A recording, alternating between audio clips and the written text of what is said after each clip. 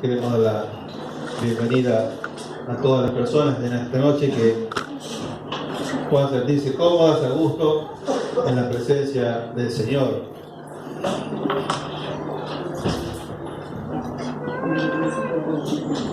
Estamos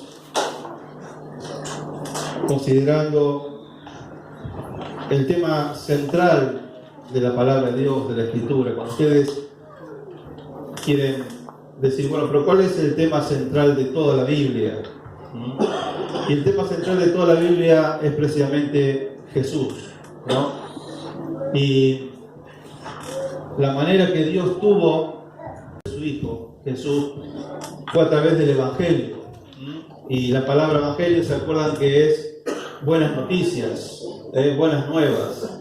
Y la gran noticia que Dios tiene para nosotros, para el mundo, es que Él envió a su Hijo Jesús a morir en la cruz por nuestros pecados.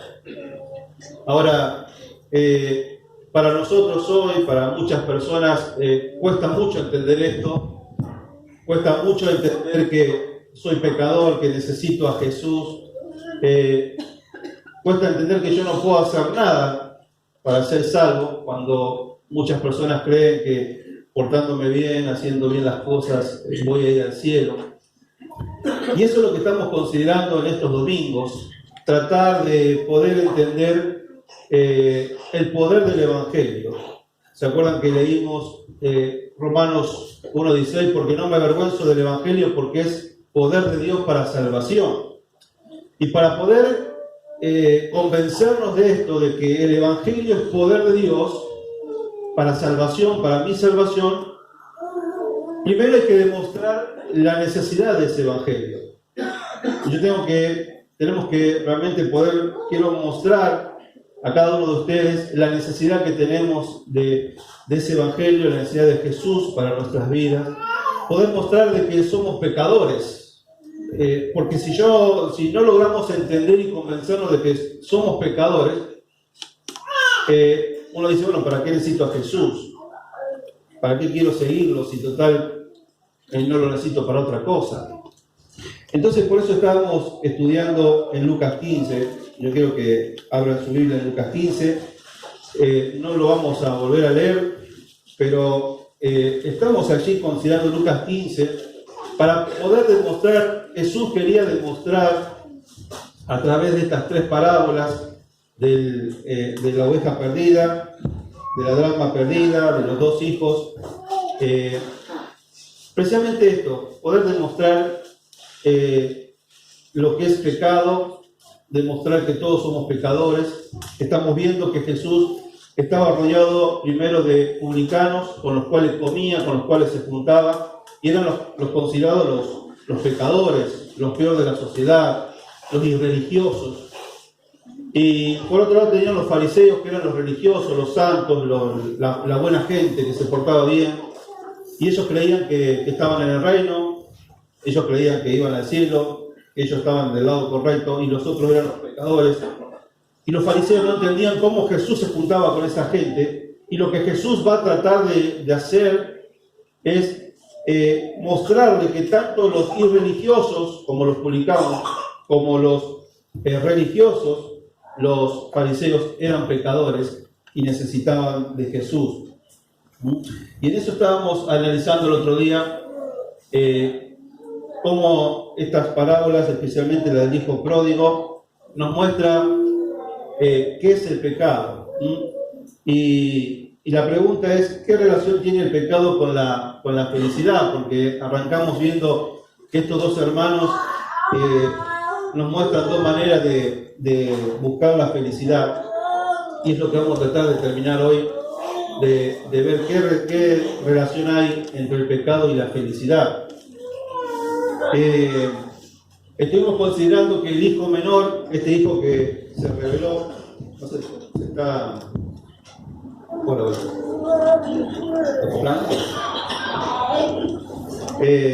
este hijo menor que se había revelado contra el padre, estamos viendo cómo nos está mostrando una filosofía de vida que es el autodescubrimiento.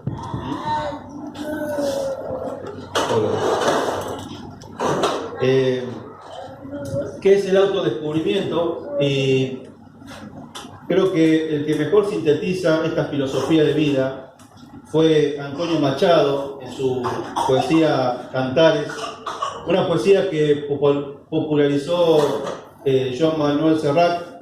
Ustedes recuerdan esa canción, golpe a golpe, verso a verso. No sé si recuerdan esa canción, pero en una de las frases de esa canción dice: caminante no hay camino, se hace camino al andar, ¿no? Y esta es la doctrina, la filosofía del autodescubrimiento, es decir, dice: caminante no hay camino, es decir, no hay nada escrito, no hay reglas, no hay mandamientos, no hay ley, no hay quien diga que está bien o que está mal, no hay nada escrito, no hay una ley absoluta. Es decir, que cada uno, a medida que va viviendo, que va caminando, hace camino a su andar, es decir, hace su propio camino, y cada uno decide lo que está bien, lo que está mal, lo que lo hace feliz y lo que no. Entonces, es una filosofía de vida que se revela contra la sociedad. Una sociedad, ¿se acuerdan que dijimos que dentro de todo está fundamentada en los principios judeo-cristianos, donde por mucho tiempo, la sociedad estuvo fundamentada en los principios del cristianismo, del judaísmo, lo que tiene que ver con la familia, con el hombre y la mujer, con todos los temas de lo que está bien y lo que está mal. Es decir, ¿quién trazó la línea de lo que está bien y lo que está mal? Bueno, el cristianismo. Y eso se fue diluyendo a lo largo del tiempo, y hoy cuesta, estas personas, o las personas que viven de esta manera, tratan de mostrar de que ya no hay nada bueno ni malo, no hay nada absoluto, y que cada uno puede decidir por sí mismo lo que es la vida que quiere vivir. Y bueno, ahí veíamos las definiciones. Al último terminamos hablando de que voy a vivir como quiero para encontrar mi verdadero yo y mi verdadera felicidad. Es donde yo me lanzo, como hizo el hijo menor, dijo: papá, dame el dinero, yo voy a hacer mi vida, voy a planear mi vida, yo voy a dirigir mi vida sin tener en cuenta lo que vos me decís. Por otro lado, el hijo mayor nos habla de personas que dicen: no, la mejor manera de ser feliz es viviendo de acuerdo a las normas establecidas por la sociedad, lo que es ser una persona buena, religiosa, tener una familia ordenada, personas que no le deben a nadie, que bueno, deben ser intachables, y piensan que de esa manera también pueden lograr la felicidad y pueden lograr quizás llegar al cielo o realmente poder decir: bueno, voy a lograr mi salvación. Y lo que Jesús va a tratar de demostrar es que estas dos maneras de vivir están equivocadas, y que los dos necesitan la salvación, necesitan el perdón de pecados.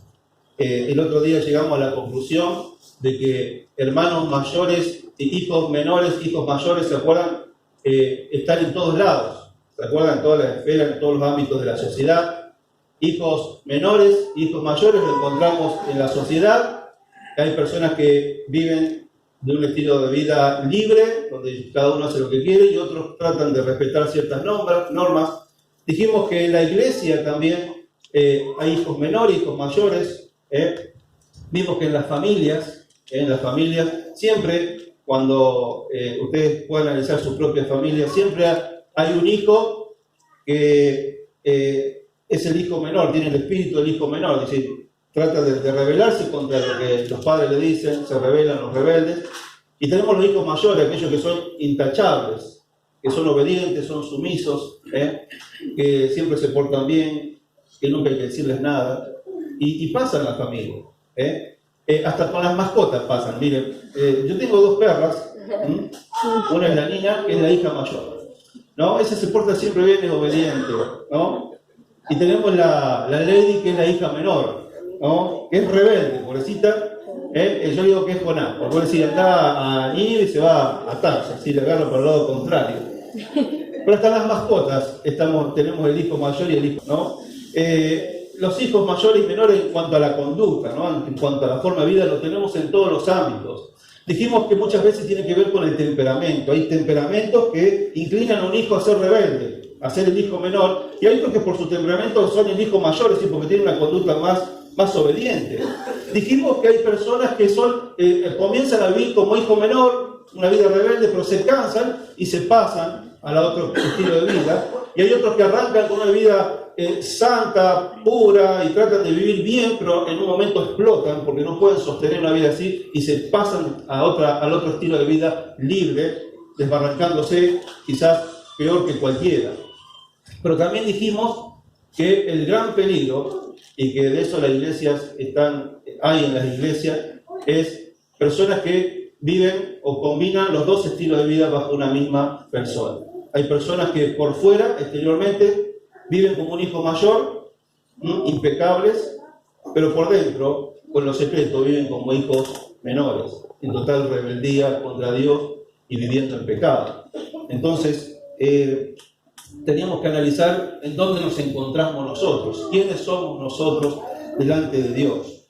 Y hoy vamos a seguir analizando este tema acerca de lo que es el pecado. Y vamos a arrancar con esta definición de lo que es el pecado.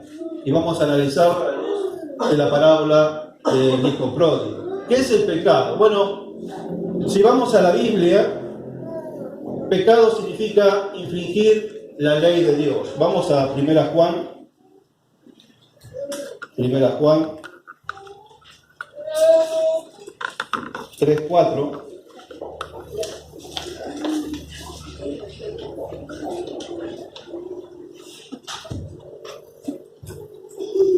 Primera Juan 3:4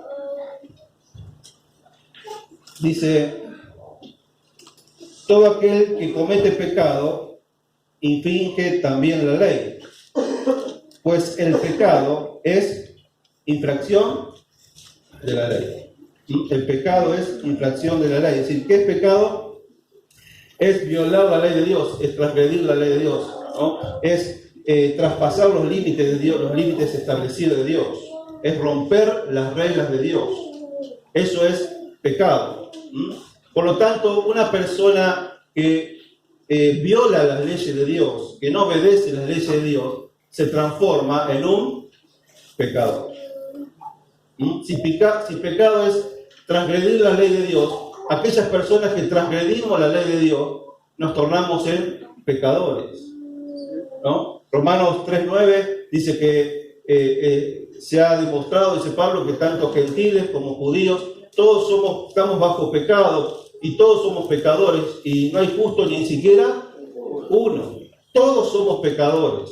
Ahora, esta definición de pecado nos lleva a tener que considerar algunas cuestiones. Y con respecto a la parábola que hemos leído acerca de los dos hijos de este padre. La pregunta es, ¿cómo demostramos? ¿Cómo podemos hablar del pecado? ¿Cómo podemos demostrarle a la gente que es pecador y que necesita a Jesús?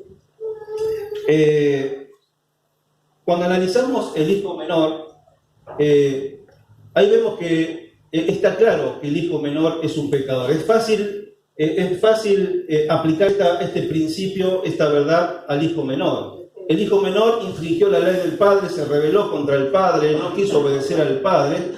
Entonces es fácil poder mostrar a través del hijo menor, o el hijo menor era un pecador. Es decir, que los publicanos de esa época eran pecadores, que los irreligiosos de esa época eran los pecadores porque vivían infringiendo la ley de Dios y la ley de la sociedad.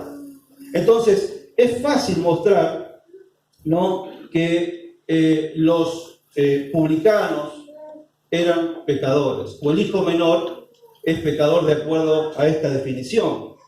Entonces, todos aquellos que rechazan a Dios, que se alejan de Dios, que no quieren obedecer a Dios, son pecadores.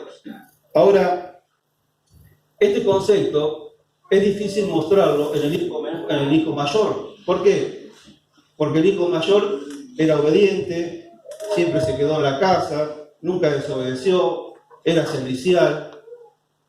Parecía que esta persona, este hijo mayor, nunca infringió la ley. Entonces, ¿cómo demostrar cómo iba a ser Dios o Jesús para demostrar Y los hijos mayores, que eran los fariseos, ¿cómo iban a demostrar que ellos eran pecadores? ¿Cómo demostrar que una persona religiosa de hoy, una persona buena, cómo decirle, mira, vos sos un pecador? Cuando analizamos la sociedad de hoy, también es difícil poder convencer a la gente acerca del tema del pecado y qué es pecador. Hoy la palabra pecado se ha borrado del vocabulario humano, común, diario. Nadie habla de pecado. No existe la palabra pecado y pecadores. Hoy se ha cambiado la palabra por adicción o por enfermedad. La Biblia dice que un borracho es un pecador. Y la sociedad dice hoy, no, un borracho es un enfermo.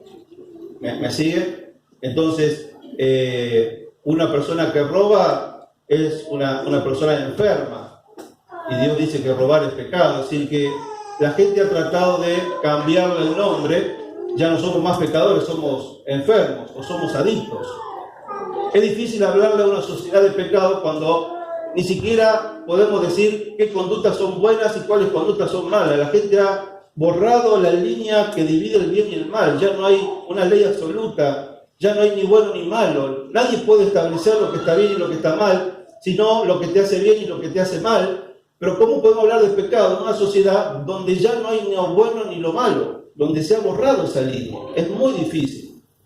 Y cuánto más difícil entonces es poder hablar a una persona de esta sociedad que tiene una familia estable, que se porta bien, que va a una iglesia, que es una persona correcta. ¿Cómo ir a decirle, mira, vos sos un pecador y que así como estás viviendo te vas al infierno? ¿Cómo haces decírselo? Vos decís, no, si yo no estoy haciendo nada malo. ¿Dónde hay pecado en mi vida? Si yo me porto bien y trato de hacer las cosas bien.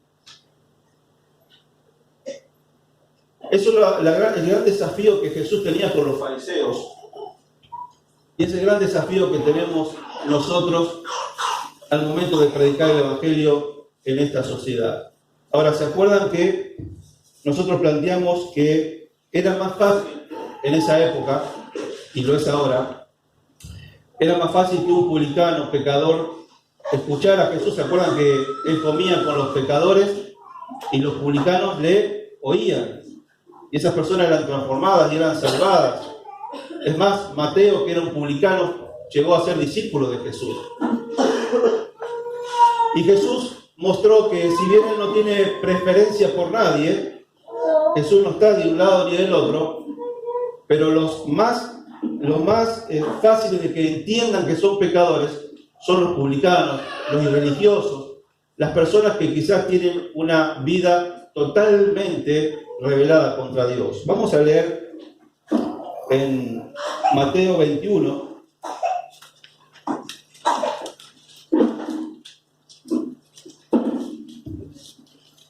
Mateo 21, 31.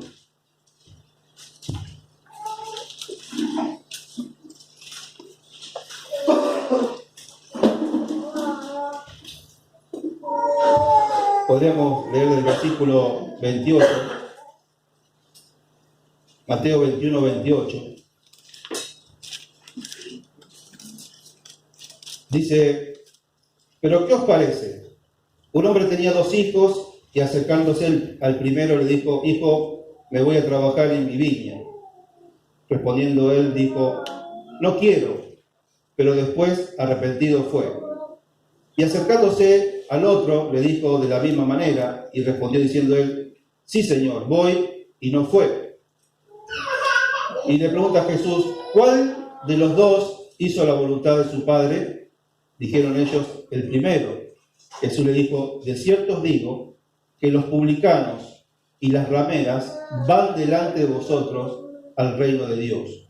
Porque vino a vosotros Juan en camino de justicia y no le creísteis, pero los publicanos y las rameras le creyeron, y vosotros viendo esto no os arrepentisteis después para creerlo. Jesús le quería mostrar que ya Juan el Bautista y él mismo, en el momento de predicar el Evangelio, los primeros que aceptaban y se arrepentían eran los publicanos, las rameras, la gente que los fariseos consideraban las más pecadores. Por eso yo le decía la otra vez que es más fácil hoy que se convierta la peor persona que uno considere de esta ciudad, a que se convierta la mejor persona de esta ciudad. Porque la mejor persona de esta ciudad no va a entender que es pecador. Y vos, para ser salvo y para que Jesucristo perdone tus pecados, lo primero que tenés que reconocer es que sos pecador. Y que por más que te portes bien, no te alcanza para recibir y alcanzar la salvación de tu vida. Ahora, entonces, sigamos con este tema. ¿Cómo mostrar qué es el pecado y que todos somos pecadores? Y la manera de hacerlo es viendo y analizando el concepto de felicidad. En la parábola de los dos hijos, estos dos hermanos nos muestran dos maneras en donde intentaron encontrar la felicidad o la realización personal, pero fracasaron. Esta historia entonces nos muestra cómo estos dos hijos trataron de buscar por sus propios caminos la felicidad, pero la historia nos revela cómo ellos fracasaron. Ahora, para poder entender esto tenemos que arrancar de una premisa que también nos muestra esta historia. Y vamos a arrancar pensando y concluyendo de acuerdo a la historia del hijo pródigo o de los dos hijos, que la felicidad se encuentra o se encontraba ¿dónde? En el amor del Padre. Es decir, la felicidad estaba en la casa del Padre. En la felicidad la debían encontrar ellos ahí viviendo con el Padre, estando con el Padre, teniendo una relación personal con el Padre, amando y siendo amados por el Padre. Ahí estaba la verdadera felicidad. Ahora, el hijo menor, ¿qué hizo? Dijo, no, yo acá no voy a encontrar la realización de mi vida, no voy a encontrar la felicidad. Entonces él le dijo, bueno, dame el dinero, dame mi herencia, yo me voy. Entonces el hijo menor pensó que en el dinero, después vemos que anduvo con prostitutas, es decir, en el sexo, en la fama, en el poder, en los amigos. Él probó todo eso, él pensó que ahí iba a encontrar la felicidad. Resulta que nosotros vemos por la historia que él terminó ¿dónde? Sentado en medio del barro, en un chiquero, dándose cuenta que todo eso no le había dado absolutamente ¿qué? Nada. Él probó, en vez de vivir en la casa del Padre y de disfrutar del amor del Padre, él pensó que el dinero, el sexo, los amigos, la diversión, las cosas que le ofrecía este mundo, le iban a dar esa felicidad, esa realización personal, lo que él tanto estaba buscando, y terminó dándose cuenta que ahí no se encuentra nada. Ahora, el hijo mayor, él decidió quedarse en la casa con el padre. Ahora, nosotros vemos por la historia, y más que todo cuando el hijo menor vuelve, nosotros nos damos cuenta que, ¿cómo termina el hijo mayor? El hijo mayor que se quedó en la casa, que fue obediente, que se portó bien, que fue servicial. ¿Cómo termina la historia? Este hijo mayor termina enojado con el padre, con el hermano, termina lleno de odio, lleno de rencor, termina rebelado contra el padre, porque al último no quiere entrar a la fiesta que el padre iba a organizar. También termina mal. Y eso que parecía que él había hecho las cosas bien. Entonces vemos que estos dos hijos no encontraron la felicidad a través de los caminos que habían elegido. Y hay que llegar a una conclusión. Y quiero que la podamos analizar en esta noche. Ninguno de los hijos amaba realmente al padre. Ninguno de los dos hijos realmente amaba al padre. Esto es evidente en el hijo menor. Esto es muy evidente. De que el hijo menor no amaba al padre. Dijo, papá, yo amo más tu dinero que a vos. Dame el dinero que yo me voy. Era evidente que el hijo menor no amaba al padre. Ahora, ¿cómo podemos demostrar que el hijo mayor tampoco amaba al padre. Si él se quedó, si él obedeció toda la vida, ¿cómo podemos demostrar ahora que el hijo mayor no amaba al padre? Bueno, la única manera es no viendo las diferencias entre los hermanos, sino la semejanza entre los hermanos. Saben que estos dos hermanos exteriormente eran muy diferentes, hasta mostraron caminos diferentes de vida, pero interiormente eran muy parecidos, eran iguales. ¿Necesita agua? Alguien que alcance un vasito de agua.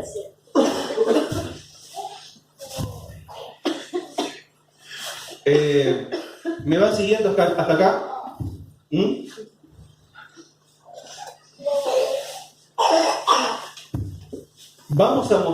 Quiero mostrarles en esta noche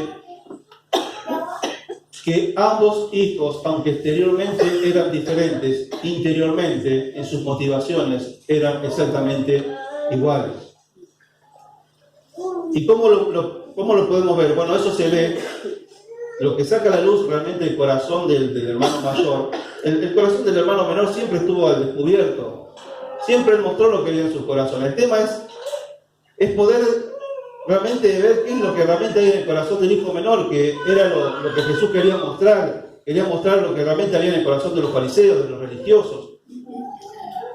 Lo que reveló realmente lo que había en el corazón del hijo mayor fue cuando volvió el hijo menor.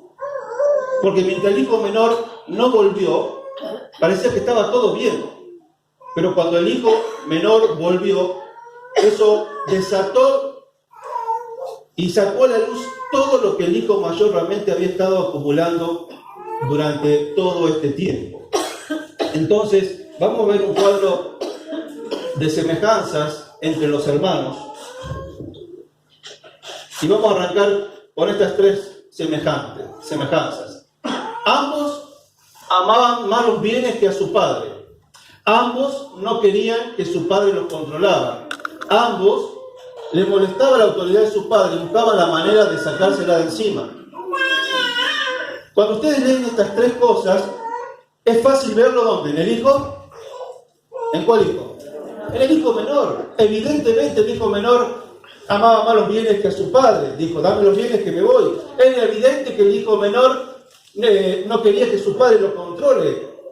Dijo, papi, dame la plata que yo mi vida la controlo y la manejo a mi manera, no tenés que vos controlar mi vida. Fue evidente que al hijo menor le molestaba la autoridad del padre y no quería estar bajo la autoridad del padre. Ahora, ¿cómo podemos mostrar eso en la conducta, en la vida del hijo mayor? Bueno, cuando vemos al hijo mayor cómo termina, o cuando viene el hijo menor, vemos a un hijo mayor lleno de odio, lleno de rencor, enojado. Ahora, ¿por qué? ¿Por qué el hijo mayor estaba de esa manera? Bueno, la vuelta del hijo menor revela varias cosas. En primer lugar, en realidad, el hijo mayor nunca entendió cómo el papá lo dejó ir. Nunca lo entendió. Culturalmente, el padre tendría que haberlo echado al hijo menor sin darle un solo centavo. La actitud, ¿se acuerdan que dijimos del hijo menor? Fue un horror cultural. Y la respuesta del padre tendría que haber sido, te vas de acá sin ningún peso en el bolsillo. Te vas de mi casa. Lo tendría que haber echado. Pero no lo echó. Vendió la parte del campo y se la dio. Es decir, que el hijo nunca entendió lo que hizo el padre con el hijo menor. Y tampoco entendió cómo el padre lo recibió. Tampoco lo entendió. Papi, ¿cómo vos pudiste recibir a tu hijo después de todo lo que te hizo y de haber gastado todos los bienes en rameras? Es decir, que nunca entendió cómo se fue y nunca entendió cómo el padre lo volvió a recibir. Así que todo este tiempo estuvo anidando en su corazón rencor, odio, y su corazón estaba alejado del padre porque eso le había quedado en el corazón. Otra cosa que podemos ver es que la vuelta del hijo a la casa, pues decir, qué bueno es el padre, ¿no es cierto? Pero la vuelta del hijo tiene un costo, la vuelta del hijo menor tiene un costo para el hijo mayor. ¿Por qué? ¿Se acuerdan que la herencia la tenían que dividir en cuánto? En 3. Se me hace difícil hablar con los chicos. Traten de darle algo para que me desconcentre un poco. ¿Se acuerdan que el hijo mayor tenía que... la herencia se dividía en 3 porque 2 era para el padre, para el hijo mayor y 1 para el hijo menor.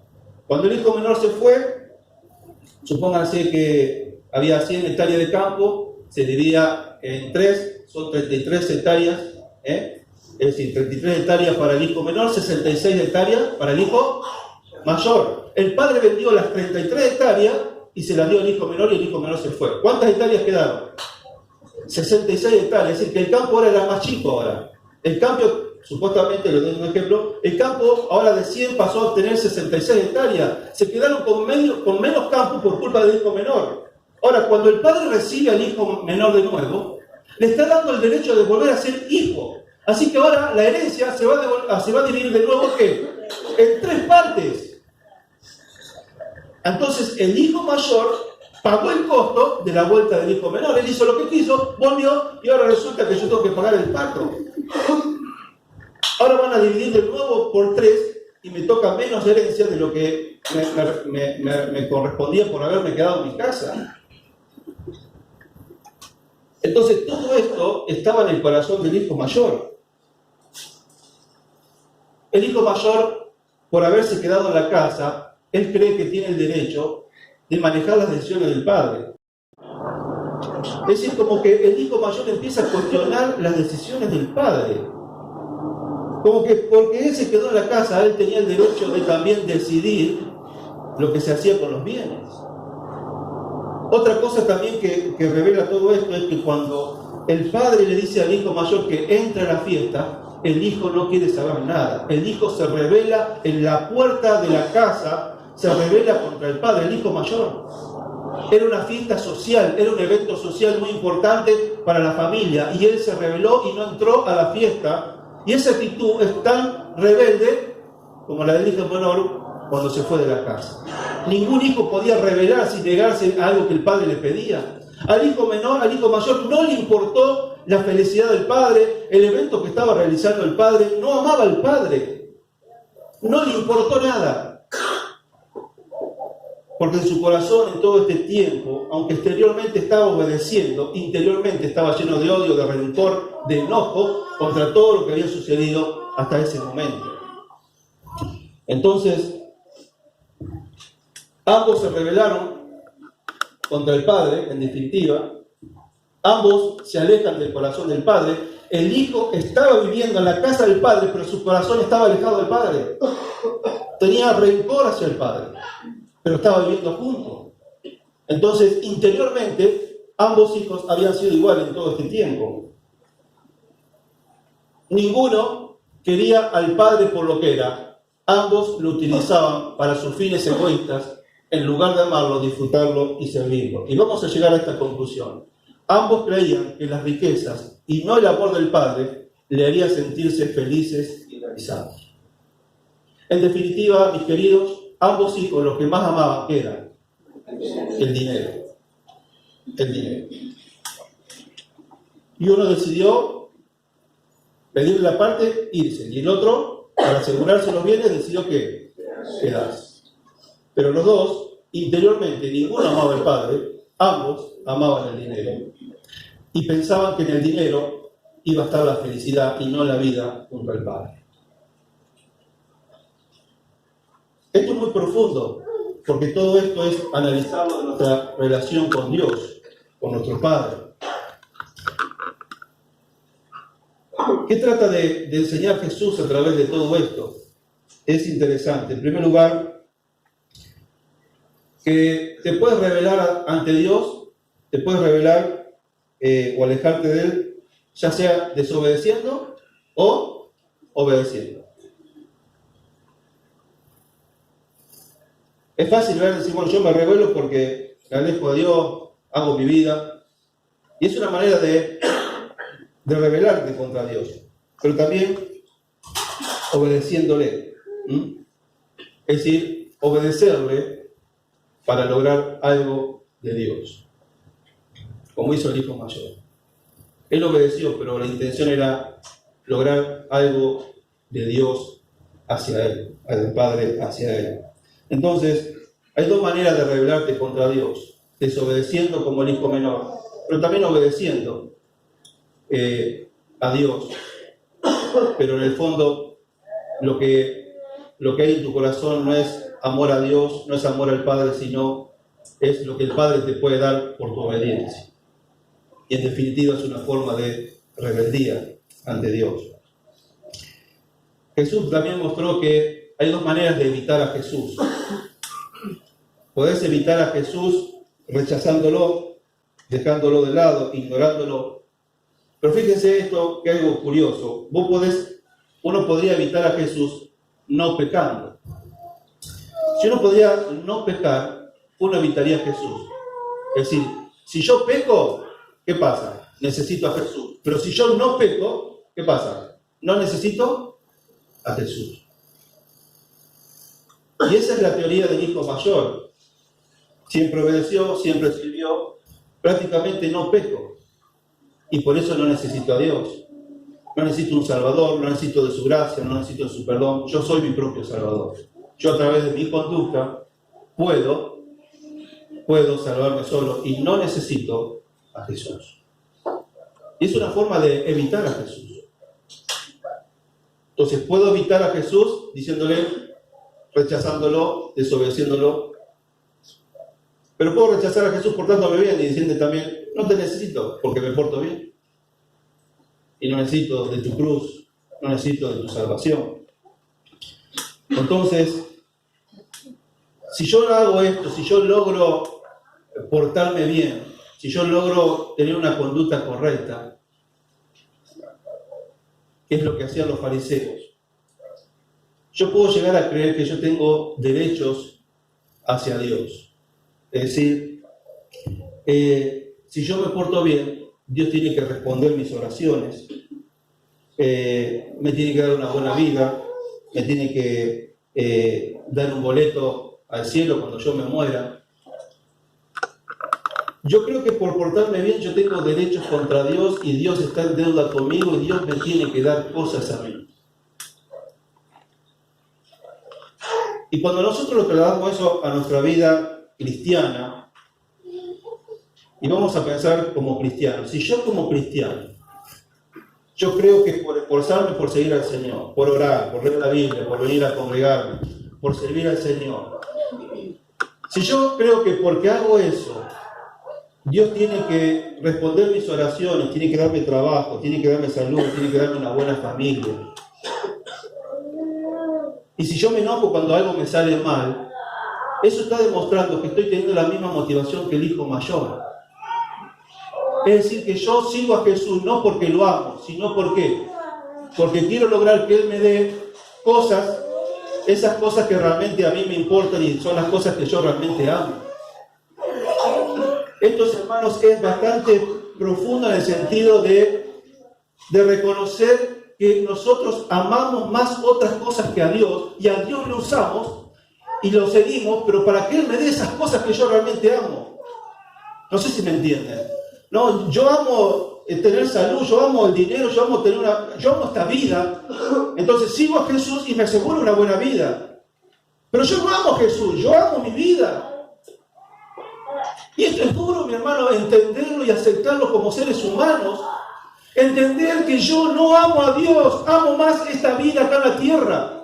Yo amo más el dinero que a Dios. Yo amo más mi salud, mi familia, mis cosas, mi realización personal. Yo amo esta tierra más que a Dios.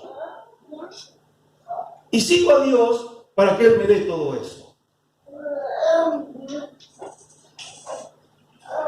Nosotros conocemos de matrimonios o personas que se casan por interés. Nosotros sabemos, fulanita se casó con fulanito por interés, por el dinero. O fulanito se casó con fulanita por el dinero. Y qué es triste ver que una persona decide vivir toda la vida con otra persona, pero no por amor a la persona, sino ¿por qué? Por el dinero. Y se pasa toda la vida al lado de una persona, pero su motivación es el dinero, no el amor de esa persona. Y si trasladamos eso a la vida con Jesús, qué triste es tener que reconocer a veces que estamos al lado de Jesús, pero no por amor a Jesús, sino por amor a las cosas de aquí, a la tierra. El amor al dinero, o el amor a la salud, a la familia, a los hijos. Y yo creo que si me porto bien y hago las cosas, tengo derecho de pedirles cosas a Dios, y Dios está en deuda conmigo y me tiene que dar trabajo, me tiene que dar salud, me tiene que dar hijos, me tiene que dar todo, porque yo me porto bien. Y cuando nosotros caemos en eso, estamos teniendo la misma motivación que el hijo mayor. Entonces ahí, ahora sí, vamos a dar una definición completa de lo que es pecado. Pecado no es solamente infringir la ley, si bien es cierto, sino que pecado es buscar la felicidad en otro lado que no sea Dios. Pecado es amar algo más que a Dios. ¿Y por qué digo que pecado es buscar la felicidad en otro lado que no es Dios, o amar a otra cosa más que Dios? Porque en las cosas que nosotros amamos es en las cosas que nosotros creemos que me va a dar felicidad, ¿no? Ahí es donde nosotros ponemos todo nuestro amor, nuestra pasión, es porque creemos que esas cosas nos van a dar felicidad y no Dios. Entonces, este es otro concepto de lo que es pecado. Pecado no solamente es infringir una ley. No mentirás, entonces mentir es pecado. No, hay un pecado mucho más grande, que es no amar a Dios por sobre todas las cosas. Cuando a Jesús le preguntaron cuál era el gran mandamiento es: amarás al Señor con todo tu corazón. Ese es el primer y gran mandamiento. Ese es el gran mandamiento, amar a Dios por sobre todas las cosas. Entonces, el gran pecado, ¿cuál es? No amar a Dios sobre todas las cosas. Y me temo que eso lo vivimos cotidianamente. Y tenemos que reconocer que amamos más otras cosas que a Dios. Y es un pecado que nunca confesamos. Quizás todos los días le digo: Señor, perdóname porque soy orgulloso, soy egoísta, porque mentí, porque contesté mal, porque no leí la Biblia, no oré. Pero nunca quizás, y es algo que creo que tendríamos que hacer todos los días, decirle: Señor, perdóname porque no te amo como debo. Porque si me pongo a pensar bien, en mi obediencia muchas veces hay una mala motivación. Aún en mi obediencia y en mi servicio a ti, muchas veces hay una mala motivación. No lo hago por amor. Lo hago por conveniencia, por miedo, por lograr algo de ti. San Agustín, él en sus confesiones, es interesante ver las confesiones de San Agustín. En sus confesiones, él define el pecado como un desorden del amor. Él le llama al pecado, que el pecado es un desorden del amor. Es decir, el pecado es no enfocar el amor en el lugar correcto. Es decir, que cuando vos no amás a Dios y amás otra cosa, eso es pecado, es un desorden del amor. Es decir, enfocar tu amor hacia otro lado y no a Dios. Entonces, por ejemplo, si amamos más nuestra reputación que la verdad, es probable que mintamos. ¿Entienden? Si yo amo más mi reputación, o el hecho de no fallar ante los demás que a Dios o a la verdad, es posible que yo mienta, porque me amo más a mí que a Dios. Si amamos más el dinero que nuestra familia, descuidaremos a nuestros hijos en beneficio de nuestra carrera. ¿Se dan cuenta? Si amamos más el sueño que a Dios, caeremos en la pereza y no voy a ser capaz de levantarme más temprano en la mañana para estar con Él. Si amo más la comida que a Dios, caeré en la gula. Si amo más esta vida que a Dios, nunca buscaré primero su reino y su justicia. Y así podríamos seguir. Si amo más al mundo que a Dios, me voy a ir al mundo. La Biblia dice, no améis al mundo y las cosas que están en el mundo, porque el que ama al mundo, el amor que del Padre no está en él. Si amo más la comodidad que a Dios, nunca le voy a servir. Si amo más el orgullo que a Dios, nunca voy a pedir perdón. Si amo más el orgullo que a Dios, nunca me voy a humillar. Si amo más mi orgullo que a Dios, nunca voy a reconocer mis pecados, mis errores. Si amo más el alcohol que a Dios, me voy a emborrachar. Si amo más la droga que a Dios, me voy a drogar. Si amo más el cigarrillo que a Dios, voy a fumar. Y así podríamos ir con todos los ejemplos de que en definitiva todo pecado tiene la raíz en un amor fuera de lugar, enfocado en otro lado que no es ¿quién? Dios. Por eso que la manera de reordenar mi vida es reordenando mi amor. Y eso significa amar a Dios por sobre todas las cosas. Entonces, amar algo, más que a Dios, eso es idolatría. ¿Saben que cuando uno... ¿Qué es idolatría? ¿Qué es un ídolo? Es algo que ocupa el lugar de Dios. Entonces, amar algo más que a Dios o en lugar de Dios, eso es idolatría. Y por eso podemos decir que el pecado, en definitiva, es idolatría. Cuando pecamos es porque hemos amado más otras cosas que a Dios. Entonces, en esta sociedad, hablar de pecado como que es una infracción de la ley, nadie la entiende. Nadie la entiende porque no hay ley. Pero cuando hablamos de que pecado es tener ídolos, es edificar mi vida sobre cualquier cosa que no sea Dios, eso es pecado. Tratar de buscar mi felicidad, edificar toda mi vida sobre mi trabajo, sobre la familia, sobre el estudio, sobre los hijos, que son cosas buenas, pero cuando yo creo que ahí, en eso voy a edificar mi vida y no busco a Dios, eso es pecado. Porque he creído que hay otros dioses falsos, hay dioses que están muertos, dioses falsos que me prometen cosas que después no me van a dar. ¿Se acuerdan que el hijo pródigo, el hijo menor, pensó que en el dinero, en el sexo, en la fama, en el poder, en los amigos, pensó que eso le iba a dar la vida, la felicidad? ¿Y qué pasó? Descubrió que esos dioses, a quien él le había volcado todo su amor, le fallaron y no le dieron lo que él buscaba. Él se dio cuenta que la felicidad, ¿dónde estaba?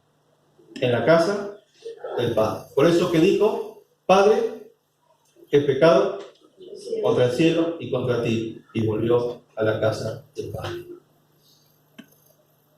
Y esa es la historia de nosotros, mi hermano, la historia de todo pecador. Y ese es el Evangelio, es volver a la casa del Padre. Es reconocer que en el Padre ahí hay felicidad, hay satisfacción, y que todo lo que el mundo te ofrece es mentira, es pasajero y es falso. Fíjense lo que dice 1 Tesalonicenses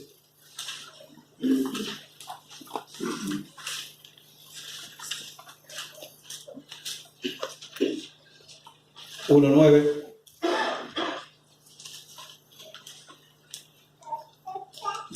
Cuando habla de la iglesia en Tesalónica, de los hermanos, las personas que se habían entregado al Señor, dice Pablo: porque ellos mismos cuentan de nosotros la manera en que nos recibisteis y cómo os convertisteis, ¿de qué? De los ídolos a Dios, para servir al Dios vivo y verdadero. Mis queridos, el Evangelio es un llamado a arrepentirme de mis ídolos. Es un llamado a abandonar los ídolos falsos, muertos de esta sociedad. Es dejar, arrepentirme de edificar mi vida sobre cosas que no son ciertas, cosas pasajeras. Yo creo que mi vida la voy a edificar sobre el trabajo, el dinero, que todo lo que el mundo me ofrece, ahí está la felicidad. Es arrepentirme de construir una vida sin tener en cuenta a Dios. Es teniendo otros ídolos que esta sociedad está levantando. Y no son los ídolos de yeso, no son las estatuas que están en las iglesias. Son los ídolos invisibles que levantamos en nuestro corazón. Son cosas que ocupan el lugar de Dios en nuestras vidas. Y eso es el Evangelio. Es como hemos leído, que vos te conviertas de esos ídolos y empieces a servir al Dios vivo y verdadero, que es el que te va a dar la verdadera felicidad y la verdadera libertad. Porque los ídolos falsos te esclavizan.